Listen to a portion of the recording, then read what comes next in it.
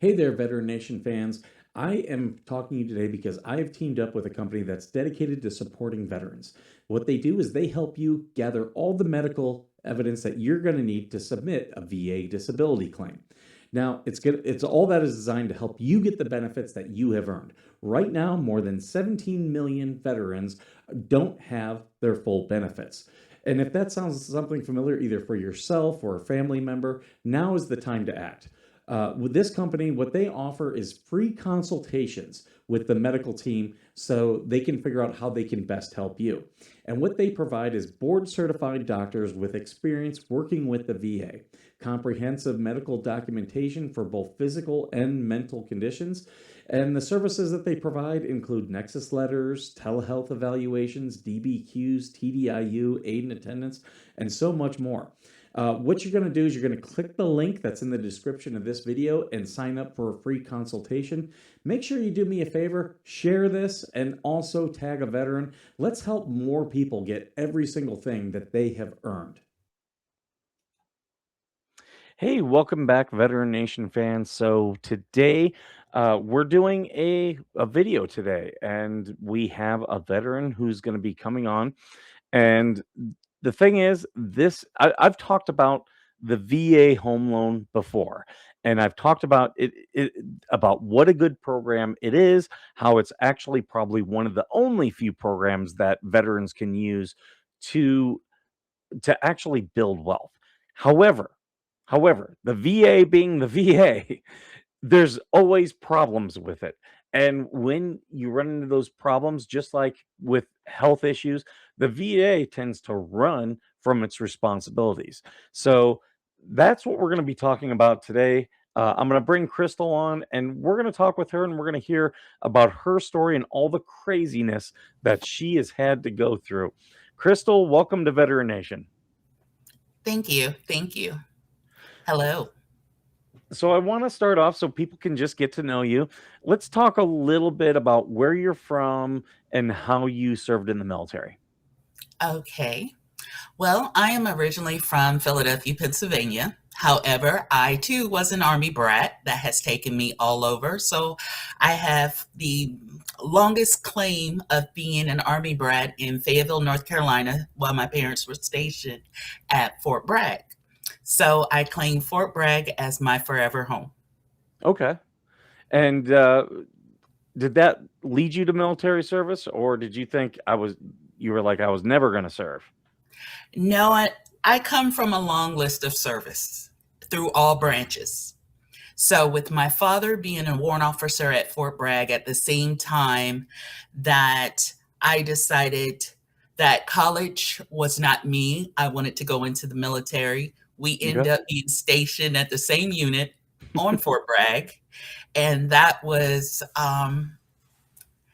mind-boggling and a growing experience. But that is pretty much where I really learned to enjoy service as not just being a dependent, but actually serving the country as an individual.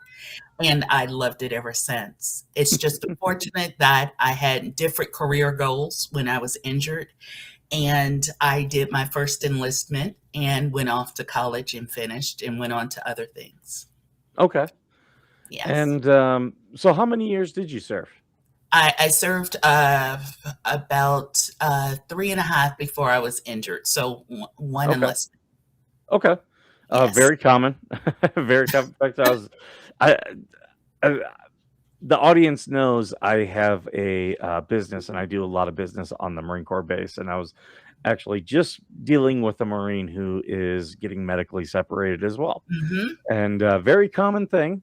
And I don't know if they realize that when you sign that contract, you are signing over the rights to your body to the US government. That is so true. That is so true. So you've done your service, you get out and you have the dream of home ownership like so many of us. I did. I have, even being an investor. I have learned all the phases of real estate. And I initially bought my first property in 2000. Okay. And I end up investing and doing investment properties in 2005. Okay. So the first property, I used my VA loan entitlement. And at that time, I was working at the post office. So it was a very secure job. It was a great opportunity to purchase my first home. And I jumped out there and made it happen. And then I later married and got my husband on board with real estate investing. And we started growing and learning and flipping houses, doing what we needed to do with real estate. Okay. So the program is an excellent program in the 2000s to invest in. Definitely. That's very common of a lot of veterans that I know. Uh, Not many have taken it further and gone into real estate investment. So I definitely commend you on that and for learning at a you know whereas so many of us don't realize that the Mhm. VA home loan can be used as a stepping stone into property investment and just using that additional income as a way to enhance your life. Um, we're Let's talk a little bit about the failures of the VA home loan because I still think it's a great program, but Mhm. you guys have exposed as I've met a lot of you guys in the group, you've exposed some vulnerabilities that I think a lot of veterans, even those who aren't looking to invest, have no clue about. Well, the VA is creating new circulars to not provide the assistance that was offered in the past. That's why when I hear veterans speak of, well, the VA, I never had a problem with the VA guarantee program. It was good for me. Well, you haven't bought a COVID house during a COVID period Mhm. where all the inspections, all the protocol, all the double referencing, making sure all um, contracts are legit and whether or not everything passed the way it's supposed to pass. I'm referencing the meeting the minimum property requirements are met. There is nobody safeguarding veterans right now to ensure that we are getting the homes that we signed a contract for. And VA is not doing that. Mhm. And that's what goes along with my story that makes it so unbelievable because everyone assumed you should have had a home inspection. They should have caught it.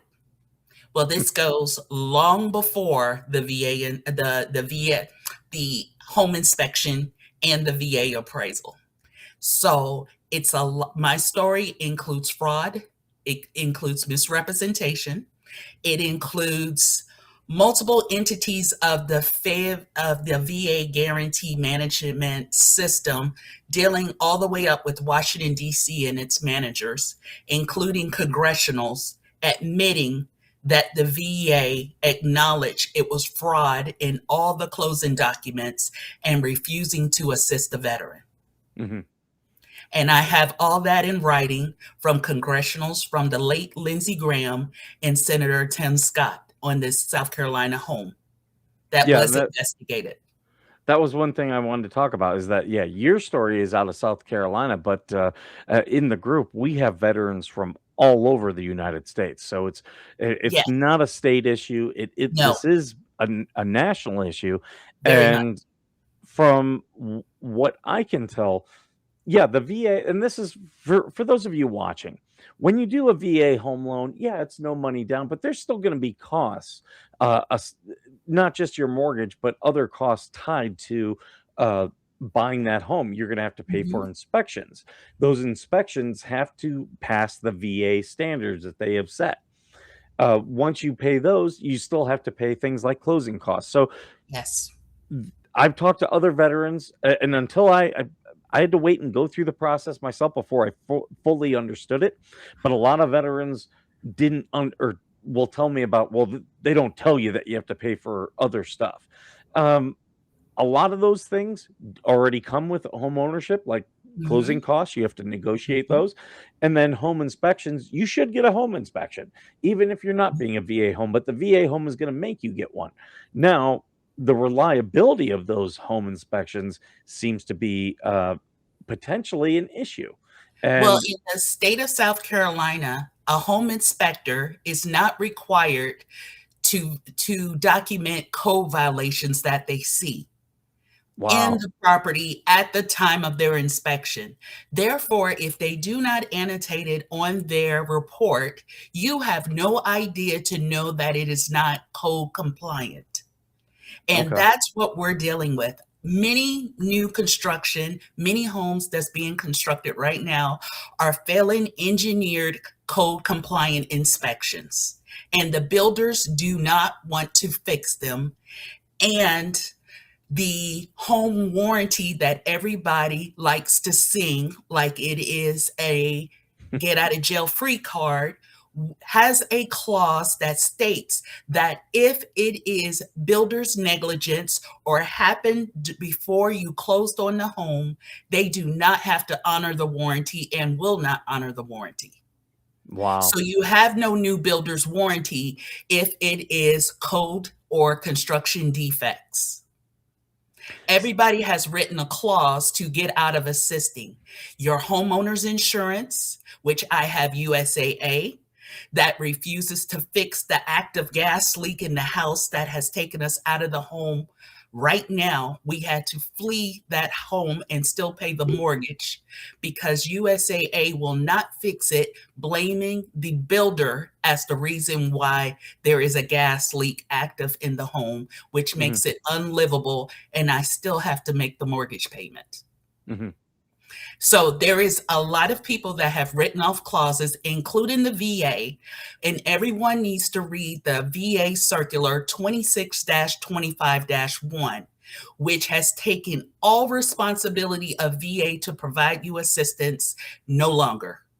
They will Wow. not help the veteran, and they're sticking by that clause stating, well, we didn't tell you to pick the house. You pick the house, you figure out, and you go through civil litigation. But after 32 attorneys, they made me realize that you cannot go civil litigation when federal fraud is the reason why your house has failed and been sold because it never met the minimum property requirements. Wow. And touching on the minimum property requirements is what VA standards, when they have the VA appraisal come in and appraise the home.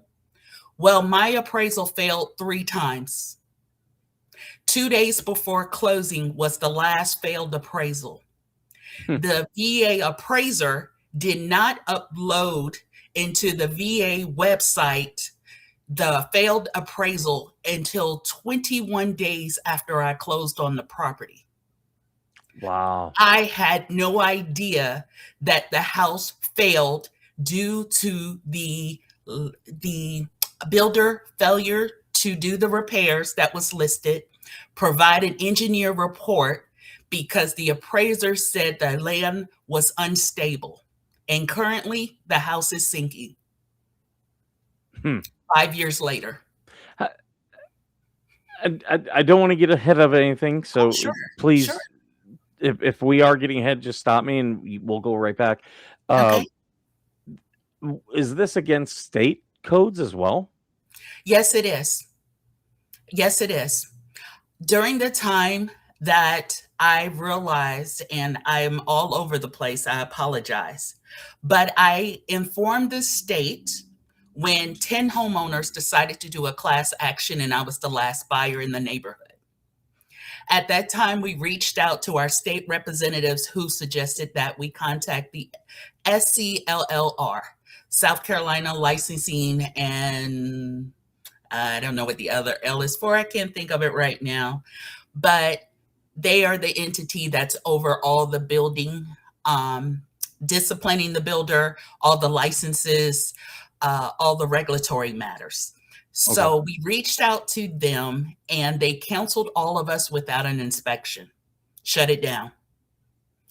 Out of the 10, 6 of them decided to sell their house with the damages, with all the code violations and leave. Mhm. Unfortunately, I was the last buyer. And under VA's requirement, you have to keep that property for so long before you Yep. could sell it. During that time period, I had nothing but the time to research what happened to the property and how I was stuck with it. Okay. How did I sell, or how was a house that was never qualified to be sold to be marketed as if it was a complete package? Hmm. I'm sorry that this happened to you. I really am. I'm fascinated that this happened, knowing about all the regulations that are out there Mhm. pertaining to real estate. It seems like this is something that, per the laws, should not happen, but it also seems like no one wants to enforce the laws. And that is exactly the situation. There is no laws in the state of South Carolina to go beyond the call of the LLR just doing an administrative slap on the wrist for a license. There is no one to step in and say, this is safety. This is Okay. unsafe. This is a gas leak. This is public notification that should have been spreaded that these builders are getting away with making toxic homes at the cost of homeowners who are having to debate and fight 6 different attorneys, where you have the builder's attorneys, you have the engineering attorneys, everyone involved is attorneyed up, and you are by yourself if you even get lucky enough to find representation, Mhm. and you don't have the pockets to fight that hard that long. That's actually a big issue, not just with real estate, but in general. Mhm. There Ever That's one thing I've talked about is a big failure with veterans is legal representation, legal aid. There's a ton of people, a ton of attorneys who will help me do a VA disability claim, but when it Mhm. comes to actual help that can affect veterans with PTSD, like family law attorneys, like real estate attorneys, there's a significant gap. So you're touching upon something I've already kind of been preaching. Um, Mhm. Let me ask you this. Let's go through all the problems with your house because you said it's sinking, there's a gas leak. What other problems are you having there? Okay, I have 8 engineered reports. All of them have a total of 72 building code violations, Hmm. including the recent report I received in 2026.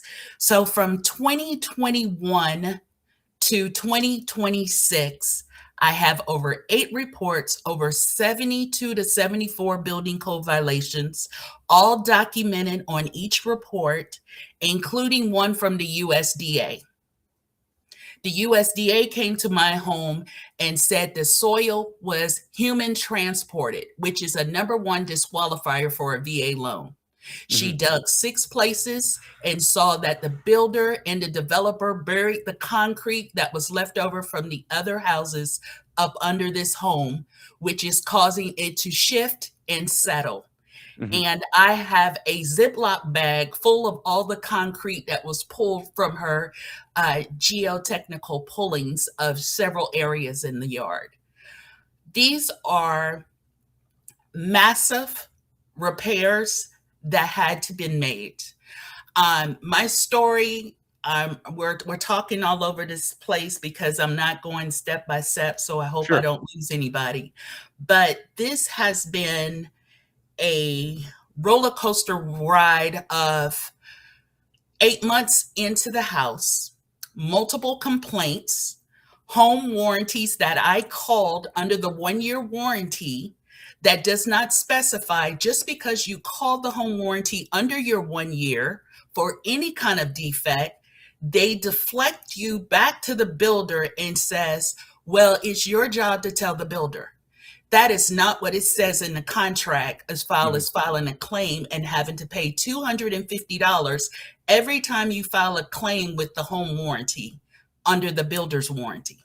Mhm. So that alone is a roller coaster ride where they like to wait till your warranty runs out after 1 year to say, wait a minute, your 1 year warranty is up. We can't do anything about that problem. Even though you made a claim during the time period, you submitted the claim, you paid the $250, they have the right to stall and delay. And that is the Wow. main thing veterans need to understand when you're doing new construction. They will delay until they can deny. And it was always, we don't have supplies. It was during the COVID area. Excuse, excuse, excuse. But what remains is I never received a 1 year warranty inspection by the builder because it was already exposing multiple defects that was current and that was validated by the own neighborhood's engineer that came Mhm. to my home on April 13th of 2022 and explained to me that the builder failed to build this house correctly on the lot and all the listing of things that's wrong with the house. And that's what ignited me to get as many reports that I had to get, thinking that I would move the mark with the builder to make them do something to fix it. But what I learned is that it's a networking scam between developers, builders, the county, the certificate of occupancy. I can go on and on. The LLR.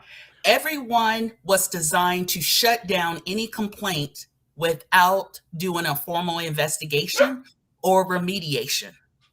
Wow. So that is why 4 years, over $13,000 worth of pieces of paper and reports by individuals. And this house is sitting empty right now in South Carolina, where the gas company has shut off and locked all the utilities because it is unlivable and uninhabitable. And the VA is well aware of this. And when I speak of the VA, I had the VA involved in this from the beginning. And they have done nothing but speak to the builder's attorneys on my behalf. And I can show you all the correspondence later on who was all involved in Washington, D.C. and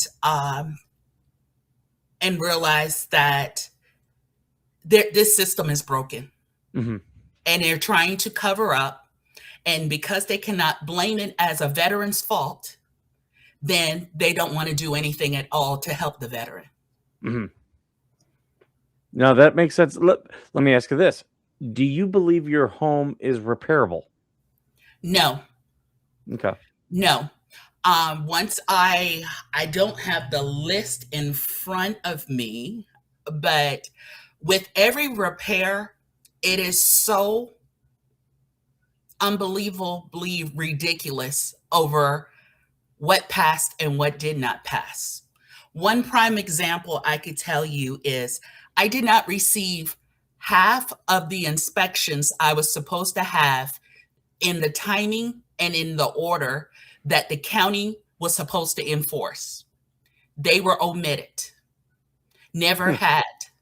So therefore, how would a new homeowner in a new state know that the development phase, now I'm going to just talk about the development phase of our neighborhood that has over 26 subdivisions within this big, prestigious neighborhood of Lake Carolina. Well, this portion of the phase, which is the phase I'm in, Lake Carolina 24, never passed the inspection phase of development. Therefore, the infrastructure failed in 2015, yet the builder, the developer, changed the name of the ownership and did a bonded plat and proceeded to build houses with a Wow. monopoly using one builder. Therefore, when that one builder didn't finish the neighborhood and sold it to Stanley Martin Homes that built my home, then I'm dealing with land development that never passed, retaining walls that's on development plans that was never installed on the lot. What veteran would have this kind of information? And who and what veteran would buy a house knowing that the retaining walls to hold up the sand never installed, nor the stem walls on the right side and left side of the property that was properly annotated on the original development plans for the subdivision. So I'm looking at subdivision fraud, builder fraud, Richland County, a certificate of occupancy fraud, and the list just goes on and on and on and on. And if you want to go back and talk through the whole story, I'm okay with that. Okay. But what I'd like to get to know, has anyone in government actually shown you a way forward, whether it be prosecuting the developer, the builder, and I'm talking anyone on any level, the VA, the federal government, the state government, the local government? I have involved all of them, and I have told my story to all of them. I have submitted all documentation. And because my background has always been admin with a master's degree in HR, I have learned to document, document, and document. Photograph, evidence. I'm not here for emotion. I'm not here for a pity party. I'm here with straight receipts and Yep. facts. So having all that has scared everyone off because I have watched the progression of these developers move up into positions and presidents of industries for building. Everyone has been catapulted up to the next level while the average veteran is still fighting, remembering when that same person came and knocked on their door and said, your house is failing because of X, Y, and Z, and put it in writing.